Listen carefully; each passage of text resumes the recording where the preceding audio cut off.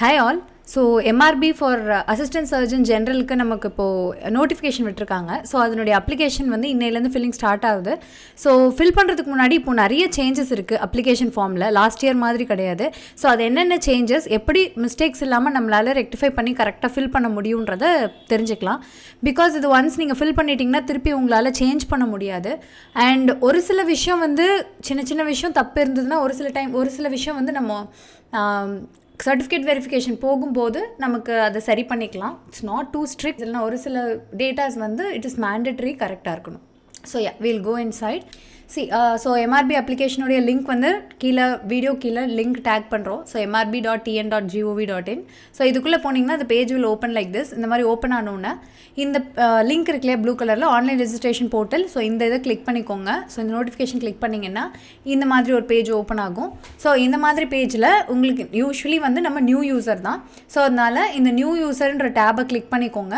So இதை click பண்ணதுக்கப்புறம் உங்களுடைய பேஜ் எப்படி ஓப்பன் ஆகும்னா இந்த மாதிரி instructions to candidates how to apply இருக்கும். இது வேணும்னா ஒன்ஸ் படிச்சுக்கோங்க. But it's not mandatory. என்னென்னலாம் உள்ளே கேட்க போகிறாங்கன்றது ஒரு ஓவர் வியூவாக கொடுத்துருக்காங்க. ஸோ இது அப்படியே கீழே ஸ்க்ரோல் பண்ணிகிட்டே வந்தீங்க அப்படின்னா கீழே இந்த மாதிரி டிக்ளரேஷன் வரும். ஸோ டிக்ளரேஷனில் இது டிக் பண்ணிவிட்டு கண்டினியூ கொடுத்துருங்க. கொடுத்ததுக்கப்புறம் உங்களுக்கு இந்த பக்கம் இந்த online application registration for assistant surgeon 2025 இதுக்கு ஓப்பன் ஆகும்.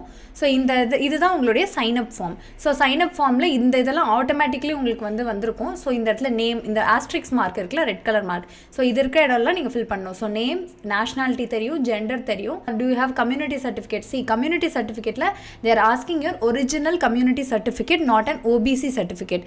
OBC சர்டிஃபிகேட் வந்து நம்ம எப்போ கொடுப்போம் அப்படின்னா only to distinguish between creamy layer or non-creamy layer. So இங்கே அது கேட்கல. ஸோ அதனால நீங்கள் வந்து community certificate issued by Tamil Nadu government இந்த இடத்துக்கு எஸ் கொடுத்துட்டு BCனா BC கொடுங்க, OCனா OC கொடுங்க, இல்லை SC STனா அதுக்கேற்ற மாதிரி கொடுங்க. Don't upload your OBC certificate again. So இந்த இடத்துல எஸ் கொடுக்கணும். So are you differently abled? No. Date of birth அது உங்களுக்கு தெரியும்.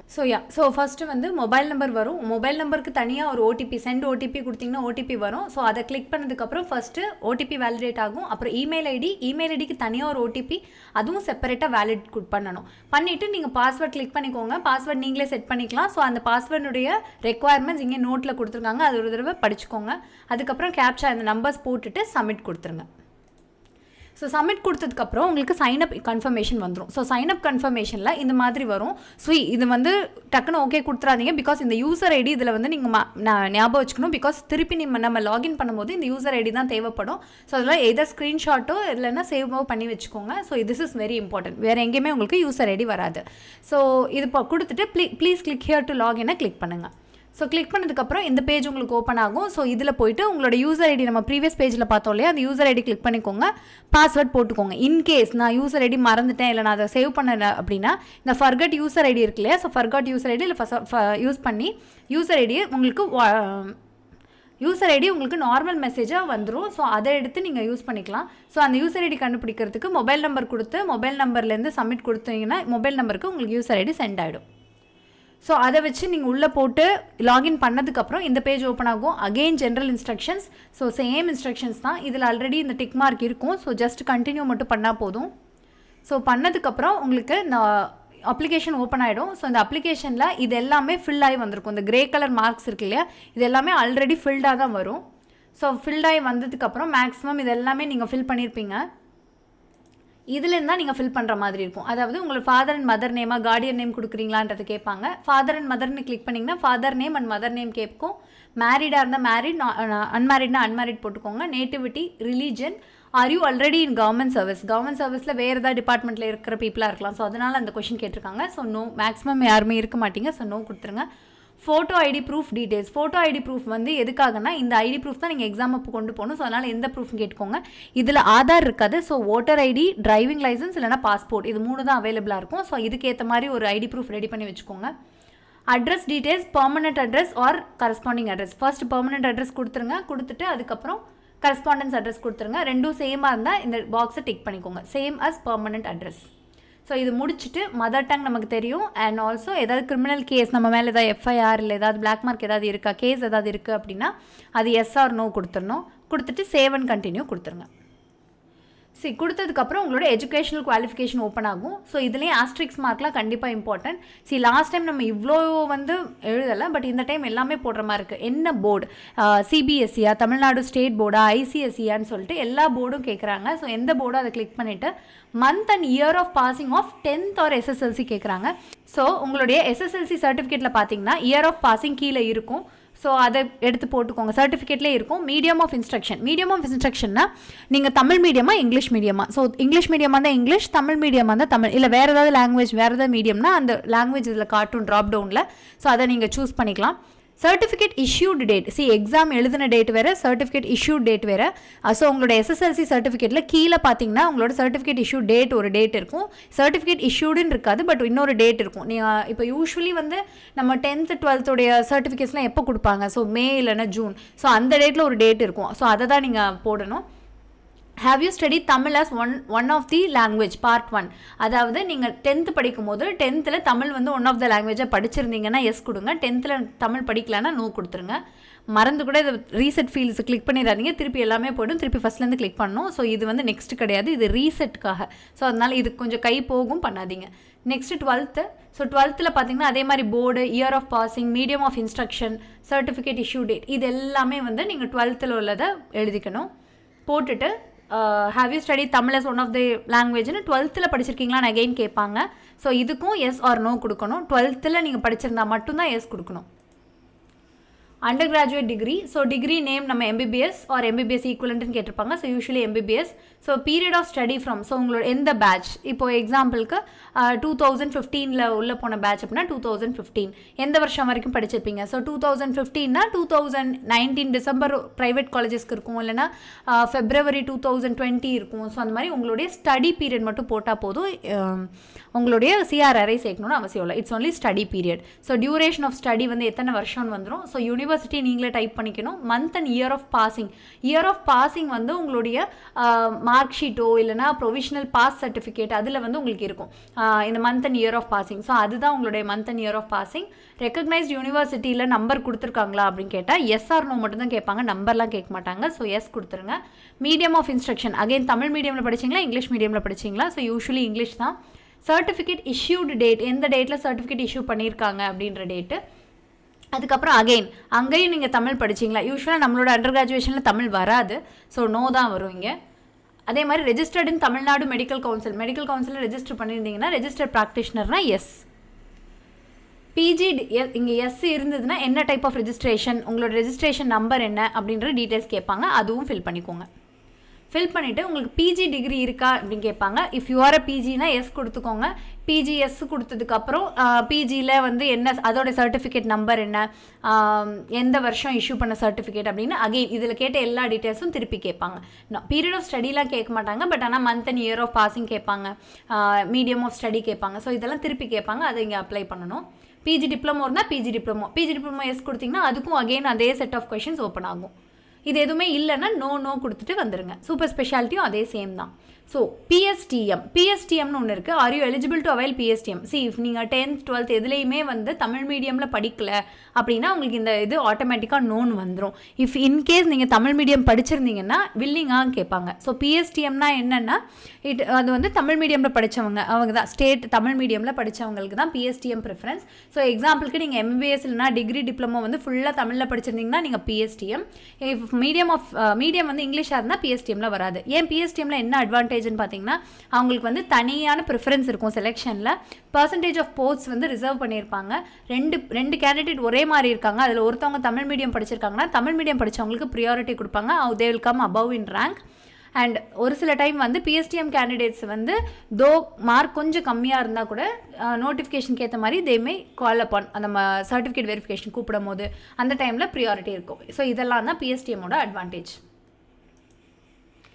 அடுத்து அதான் சொன்னேன் இல்லையா, போஸ்ட் கிராஜுவேஷன் நீங்கள் எஸ் கிளிக் பண்ணிங்கன்னா ஸ்பெஷலைசேஷன் என்ன, மந்த் ஆஃப் பாசிங் என்ன, சர்டிஃபிகேட் இஷ்யூ டேட் என்னன்னு கேட்பாங்க. அண்ட் ஸோ இப்போ பர்சனல் டீட்டெயில்ஸ் முடிச்சிட்டோம், எஜுகேஷனல் குவாலிஃபிகேஷன் முடிச்சிட்டோம். அடுத்து அதர் குவாலிஃபிகேஷன் யூஸ்வலி நோ தான். ஸோ இது எனி அதர்னு கேட்டாங்கன்னா எஸ் கொடுத்து எஸ் ஏதாவது இருந்தது, ஏதாவது டிப்ளமோ பண்ணியிருக்கேன், ஹாஸ்பிட்டல் மேனேஜ்மெண்ட் பண்ணியிருக்கேன், அந்த மாதிரி ஏதாவது பண்ணியிருக்கீங்கன்னா எஸ் கொடுத்து அதை ஃபில் பண்ணுங்கள். இல்லை எதுவுமே பண்ணலன்னா நோ கொடுத்துருங்க. கொடுத்துட்டு சேவ் அண்ட் கண்டினியூ. அடுத்து அது ஓப்பன் ஆனதுக்கப்புறம் நேம் ஆஃப் த குவாலிஃபிகேஷன் என்ன, எந்த இன்ஸ்டிடியூட்டில் பண்ணீங்க, month and year of passing என்ன, சர்டிஃபிகேட் இஷ்யூ டேட் என்ன அப்படின்றது அதர் குவாலிஃபிகேஷனுக்கு. அடுத்து கோவிட் டியூட்டி சர்டிஃபிகேட். ஸோ கோவிடில் நம்ம ஒர்க் பண்ணியிருந்தோம் அப்படின்னா கோவிட் டியூட்டி சர்டிஃபிகேட்டுக்கு எஸ் கொடுக்கணும். ஸோ எஸ் கொடுத்ததுக்கப்புறம் இப்படி தான் ஓப்பன் ஆகும். ஸோ என்னென்னா என்ன இன்ஸ்டிடியூஷனில் நீங்கள் ஒர்க் பண்ணீங்க, அந்த இன்ஸ்டிடியூஷனோட பேர் என்ன, அந்த இன்ஸ்டிடியூஷன் எந்த டிஸ்ட்ரிக்டில் இருக்குது, அதனுடைய அட்ரஸ் என்ன, எந்த பீரியட்லேருந்து எந்த பீரியட் வரைக்கும் ஒர்க் பண்ணியிருக்கீங்க, அப்போ உங்களோட டியூரேஷன் ஆஃப் கோவிட் சர்வீஸ் எவ்வளவு, அது யூஸ்வலி உங்களுக்கு இந்த இடத்துல அதுவே கால்குலேட் ஆகி வந்துடும். ஸோ சர்டிஃபிகேட் யார் சைன் பண்ண, இதுவும் ஆட்டோமேட்டிக்காக அலாட் ஆகிடும் இந்த லாஸ்ட் 3 காலம்ஸ். ஃபார் எக்ஸாம்பிள் நான் இப்போ ஒரு எக்ஸாம்பிள் பண்ணி காமிச்சிருக்கேன். ஸோ இன்ஸ்டிடியூஷன் டைப்பில் இந்த 5 இன்ஸ்டிடியூஷன் இருக்கும். ஸோ மெடிக்கல் காலேஜில் பார்த்துருப்போம், டிஸ்ட்ரிக்ட் ஹெட் குவார்ட்டர்ஸ், இல்லைனா நான் taluk hospital, primary health centres, greater Chennai corporation, இல்லைனா அதர் கார்பரேஷன். ஸோ இதில் என்ன ஸோ ஒன்றா பார்க்கலாம். So usually government medical college ஹாஸ்பிட்டல்னால் யார்கிட்ட அப்படின்னா ஹெச்ஓடி இல்லைனா ஆர்எம்ஓ இல்லைனா டீன் கிட்ட தான் வந்து சைனிங் அத்தாரிட்டி. இந்த லாஸ்ட் 2 பாக்ஸ் வந்து certificate sign by, certificate countersigned by. So அது யாருன்றது தெரியறதுக்காக இந்த ஸ்லைட் போட்டிருக்கேன். So government taluk hospital, government medical colleges, government district headquarters hospital, taluk hospital, primary health centre, greater Chennai corporation, other corporation, இதெல்லாம் யாரெல்லாம் signing அத்தாரிட்டின்னு தெரியறதுக்காக ஒன்றே click பண்ணி எடுத்து போட்டிருக்கேன். உங்களுடைய கோவிட் சர்டிஃபிகேட்டில் இவங்களுடைய சைன் இருக்கான்னு செக் பண்ணிக்கோங்க. அப்போ தான் கோவிட் சர்டிஃபிகேட் வேலிடாக இருக்கும். ஸோ அது வந்ததுக்கப்புறம் இப்படி ஆட் ஆகிடும். ஆட் ஆனதுக்கப்புறம் இந்த டிக் மார்க்கை கிளிக் பண்ணிவிட்டு ஆட் அப்படின்னு கொடுங்க. அப்போ தான் அது ஆட் ஆகும். ஆட் ஆனதுக்கப்புறம் சேவ் அண்ட் கண்டினியூ கொடுத்துக்கலாம். இல்லை நான் கோவிடில் ஒர்க் பண்ணலைன்னா இங்கே எஸ் நோன்னு கொடுத்துருங்க. ஸோ கொடுத்ததுக்கப்புறம் உங்களோட ஃபோட்டோ அப்லோட் பண்ண சொல்லி கேட்கும். இந்த இடத்துல உங்களோட details, user ID, name, gender, date of birth இதெல்லாம் ஆட்டோமேட்டிக்காக வந்துடும். ஸோ இந்த இடத்துல ஒரு எம்டி பாக்ஸ் இருக்கும். ஸோ இதில் வந்து நீங்கள் ஃபைல் சூஸ் பண்ணணும். ஸோ உங்களோட ஃபோட்டோடைய சைஸ் என்ன சைஸ் இருக்கணுன்றது இங்கேயே கீழே கொடுத்துருப்பாங்க, 20 KB to 60 KB.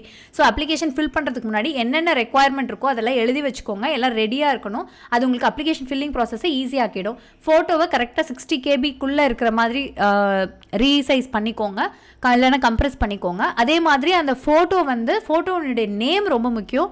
நேமில் வந்து எந்த நம்பர்ஸ், கேப்ஸு, அண்டர்ஸ்கோரு, பிராக்கெட் இதெல்லாம் எந்த இருக்கும் இதுவும் இருக்கக்கூடாது. ஸோ அந்த ஃபோட்டோவை நீங்கள் ரீநேம் பண்ணி ரெடியாக வச்சுக்கணும். இப்போ எக்ஸாம்பிள் ஃபோட்டோன்னு எழுதி வச்சுக்கிட்டா கூட பரவாயில்ல. ஃபோட்டோ பிராக்கெட்டில் 1 அப்படின்னு இருக்கும். நம்ம 2-3 டைம் கம்ப்ரெஸ் பண்ணதுனால அந்த இது சேஞ்ச் ஆகிருக்கும் ஃபோட்டோவுடைய நேம், அந்த ஃபைலுடைய நேம். ஸோ அதை வந்து சிம்பிளாக வச்சுக்கணும், எந்த எக்ஸ்ட்ரா மார்க்ஸும் இருக்கக்கூடாது. அதே மாதிரி தான் சிக்னேச்சரும் அதே மாதிரி சைஸ் என்னென்னு பார்த்துக்கோங்க. 10 KBலேருந்து 30 KBக்குள்ளே. ஸோ மேக்ஸிமம் ஜேபக்காக வச்சுக்கோங்க. ஸோ வச்சதுக்கப்புறம் அடுத்து சர்டிஃபிகேட்ஸ். ஸோ இதெல்லாம் அப்லோட் ஃபோட்டோ முடிச்சாச்சு, அப்லோட் சர்டிஃபிகேட் முடிச்சாச்சு. ஸோ சர்டிஃபிகேட் சிக்னேச்சர் முடிச்சாச்சு. ஸோ சர்டிஃபிகேட்ஸில் என்னென்ன, கம்யூனிட்டி சர்டிஃபிகேட், SSLCனா 10th சர்டிஃபிகேட், HSCனா 12th சர்டிஃபிகேட், அண்டர் கிராஜுவேட் சர்டிஃபிகேட்னா உங்களோட டிகிரி சர்டிஃபிகேட். இன்னும் நீங்கள் டிகிரி சர்டிஃபிகேட் வாங்கலைன்னா உங்களோட ப்ரொவிஷனல் டிகிரி சர்டிஃபிகேட் இருக்கும், அது யூஸ் பண்ணிக்கலாம். இல்லைனா ப்ரொவிஷனல் பாஸ் சர்டிஃபிகேட். இன்கேஸ் இன்னும் நான் டிகிரி சர்டிஃபிகேட் வாங்கல, CRIயில் இருக்கேன் அப்படின்னா ப்ரொவிஷனல் பாஸ் சர்டிஃபிகேட் வாங்கிக்கோங்க. Tamil Nadu medical council registration certificate. So இப்போ இது வந்து ஓல்டு சர்டிஃபிகேட் அப்லோட் பண்ணிடாதீங்க. இப்போ நியூவாக க்ரீன் அண்ட் ஒயிட்டில் வந்துருக்கலாம், அதுதான் நியூ சர்டிஃபிகேட், அதை அப்லோட் பண்ணிக்கோங்க. அந்த நியூ சர்டிஃபிகேட் இல்லைனா ஓல்டு அப்லோட் பண்ணுங்கள். But maximum try to upload that green certificate. So இதெல்லாம் அப்லோட் பண்ணணும். இதுலேயும் ஃபைலோடைய சைஸ் கரெக்டாக இல்லை அப்படின்னா இது காட்டும். சரி, நீங்கள் இப்போ எக்ஸாம்பிள் கம்யூனிட்டி சர்டிஃபிகேட் அப்லோட் பண்ணணும்னா சூஸ் ஃபைல் கொடுத்ததுக்கப்புறம் இந்த ஐ கன்ஃபார்ம் கொடுத்துட்டு அப்லோட் பண்ணணும். இங்கே அகைன் அண்ட் அகைன் கன்ஃபர்மேஷன் கேட்டுகிட்டே இருப்பாங்க. பிகாஸ் சர்டிஃபிகேட் தப்பாக இருந்தால் கஷ்டமாயிடும். ஸோ அதனால் ஐ கன்ஃபார்ம் கொடுத்து நீங்கள் அப்லோட் பண்ணணும். இன்கேஸ் நான் சொன்னேன் இல்லையா, நான் என்னுடைய ஃபோட்டோ எப்படி வச்சுருந்தேன்னா ஃபோட்டோ ப்ராக்கெட்டில் 1ன்னு இருந்திருக்கு. ஸோ அதனால அது invalid file name, only hyphen and underscore symbols allowed in file name சொல்லிட்டாங்க. ஸோ அதனால் சிங்கிள் வேர்டாக மாற்றிட்டேன். ஸோ என்னோட பேரில் பாருங்கள், கம்யூனிட்டி சர்டிஃபிகேட் கேப் இருக்காது, SSLC நம்பர் இருக்காது, ப்ராக்கெட் இல்லைனா அதர் எந்த ஒரு அடிஷ்னல் மார்க்ஸுமே இருக்காது. ஸோ இந்த மாதிரி சிம்பிளாக நேம் பண்ணிக்கோங்க உங்களோட சர்டிஃபிகேட்ஸில். ஸோ பண்ணதுக்கப்புறம் எல்லா டாக்குமெண்ட்டும் பண்ணதுக்கப்புறம் உங்களுடைய ஃபுல் அப்ளிகேஷனும் இப்படி ஒரு ப்ரிவ்யூவாக வந்து நிற்கும். ஸோ என்ன போஸ்ட்டுக்கு நம்ம அப்ளை பண்ணுறோம், எதுக்கு கீழே அப்ளை பண்ணுறோம், இது எல்லாமே வந்துடும் ஃபோட்டோவோட. இது வந்ததுக்கப்புறம் உங்களுக்கு நார்மலாக இந்த கம்யூனிட்டி இந்த அப்லோட் டாக்குமெண்ட்ஸ்ன்ற டேப்பில் வெரிஃபை டாக்குமெண்ட் நீங்கள் அப்லோட் பண்ண எல்லா டாக்குமெண்ட்டையும் காட்டும். நீங்கள் இதை ஒன்றையும் கிளிக் பண்ணி வெரிஃபை டாக்குமெண்ட்டுன்னு கொடுத்ததுக்கப்புறம் வெரிஃபை டாக்குமெண்ட் கொடுத்ததுக்கப்புறம் இந்த மாதிரி ஒரு டேப் ஓப்பன் ஆகும். ஸோ இதில் போய் இந்த ஆமாம் நான் கம்யூனிட்டி சர்டிஃபிகேட் தான் அப்லோட் பண்ணியிருக்கேன் கன்ஃபார்ம் பண்ணிட்டு இங்கே ஒரு தடவை ஐ கன்ஃபார்ம் கொடுத்துட்டு சேவ் கொடுக்கணும். ஓகே, ஸோ இப்படி நீங்கள் எல்லா சர்டிஃபிகேட்டுக்கும் பண்ணிவிட்டு லாஸ்ட்டாக வந்து பார்த்தீங்கன்னா இந்த டிக்கு கொடுத்து சப்மிட் ஃபார்ம் இருக்கும்.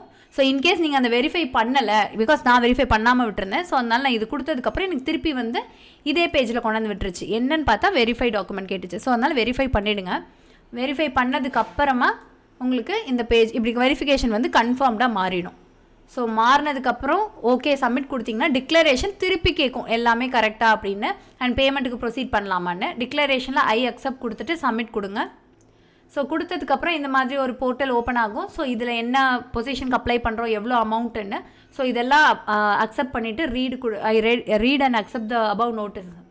ஸோ இதை I read and accept the above notice கொடுத்துட்டு ப்ரொசீட் டு பேமெண்ட் கொடுத்துருங்க. கொடுத்ததுக்கப்புறம் உங்களோட பேமெண்ட் கேட்வே போகும் அதுவே. ஸோ ஆட்டோமேட்டிக்காக போய் எய்தர் யூபிஐ இல்லைனா கார்டு இல்லைனா நெட் பேங்கிங் கேட்கும். ஸோ யூபிஐ ஈஸி தான், இது அமௌண்ட் வந்து 1000 rupees தான், அதனால யூபிஐயே பண்ணிக்கலாம். ஸோ யூபிஐ பண்ணதுக்கப்புறம் உங்களோட ட்ரான்சாக்ஷன் ஐடி வரும், இது ஸ்க்ரீன்ஷாட் எடுத்து வச்சுக்கோங்க. ஸோ அதுக்கப்புறம் ஏன்னா இது பண்ணதுக்கப்புறம் உங்களால் அப்ளிகேஷனை எடிட் பண்ண முடியாது. டேஷ்போர்டுக்கு போனீங்கன்னா உங்களுடைய டேஷ்போர்டில் இப்படி ஒரு பேஜ் தான் ஓப்பன் ஆகும். ஸோ இதில் வந்து பேமெண்ட் அப்ரூவ்டா அப்படின்றது கீழே காட்டும். அதே மாதிரி அப்ளிகேஷன் பிரிண்ட் கீழே அப்ளிகேஷன் ஃபார்ம், பேமெண்ட் ரிசிப்ட் கீழே ரிசிப்ட். இதை நீங்கள் அந்த ப்ளூ கலரில் இருக்கலையே அந்த ரிசிப்ட், இதை நீங்கள் கிளிக் பண்ணிங்கன்னா உங்களுக்கு ரிசிப்ட் இப்படி வந்துடும். ஸோ இதை ஒரு தடவை டவுன்லோட் பண்ணி வச்சுக்கோங்க. இதுதான் உங்களோட payment receipt with transaction ID. அதே மாதிரி இது உங்களோட அப்ளிகேஷனுடைய ஃபைனல் ஃபார்ம். ஸோ இதுலேயுமே என்ன ஐடி எல்லாமே இதில் கொடுத்துருப்பாங்க. ஸோ இதையும் ஒரு டவுன்லோட் பண்ணி பிரிண்ட் பண்ணி வச்சுக்கோங்க. So yeah thank you. So Synapse Sprint வந்து உங்களுக்கு it's a NEET PG preparation platform. So we are soon launching our own app all India wise. So it's going to be huge and it's going to be very different than any other platform because we have planned to focus on consistency and daily preparation rather than ஒரு சும்மா ஒரு கோர்ஸை ஃபுல்லாக கொடுத்து ஒரு திணிக்கிறதுக்குள்ளே ஒரு working டாக்டர்ஸ்க்கு எவ்வளோ கஷ்டமாக இருக்குமோ ஸோ அதை எப்படி ஈஸி பண்ணலான்றதுக்காக we have prepared and we are launching this probably in the December end. So support us guys. So yeah, we'll see you soon. Thank you guys. Thank you.